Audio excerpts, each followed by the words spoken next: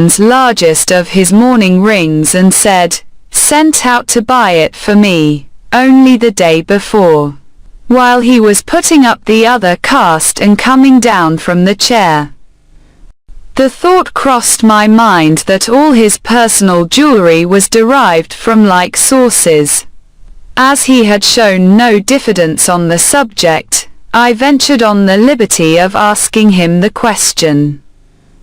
When he stood before me, dusting his hands, "Oh yes," he returned, "these are all gifts of that kind. One brings another, you see, that's the way of it.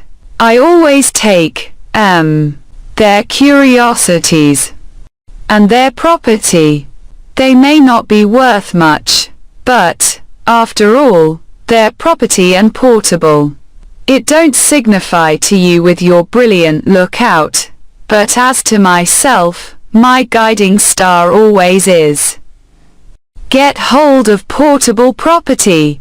When I had rendered homage to this light, he went on to say, in a friendly manner, "If at any odd time when you have nothing better to do, you wouldn't mind coming over to see me at Walworth, I could offer you a bed, and I should consider it an honor. I have not much to show you, but such 2 or 3 curiosities as I have got. You might like to look over, and I am fond of a bit of garden and a summer house." I said I should be delighted to accept his hospitality. "Thank'ee," said he. "Then we'll consider that it's to come off, when convenient to you.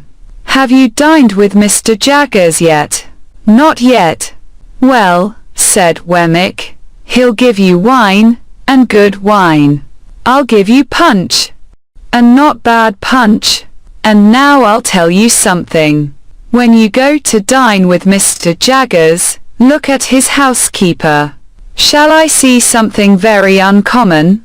"Well," said Wemmick, "you'll see a wild beast tamed. Not so very uncommon, you'll tell me." I reply, "That depends on the original wildness of the beast, and the amount of taming. It won't lower your opinion of Mr. Jaggers' powers. Keep your eye on it." I told him I would do so, with all the interest and curiosity that his preparation awakened. As I was taking my departure, he asked me if I would like to devote 5 minutes to seeing Mr. Jaggers at it, for several reasons, and not least because I didn't clearly know what Mr. Jaggers would be found to be at. I replied in the affirmative. We dived into the city, and came up in a crowded police court, where a blood relation, in the murderous sense, of the deceased with the fanciful taste in brooches, was standing at the bar, uncomfortably chewing something, while my guardian had a woman under examination or cross-examination, I don't know which, and was striking her, and the bench, and everybody present, with awe. If anybody, of whatsoever degree, said a word that he didn't approve of, he instantly required to have it taken down. If anybody wouldn't make an admission, he said, I'll have it out of you. And if anybody made an admission, he said, now I have got you. The magistrate shivered under a single bite of his finger. Thieves and thief-takers hung in dread rapture on his words, and shrank when a hair of his eyebrows turned in their direction.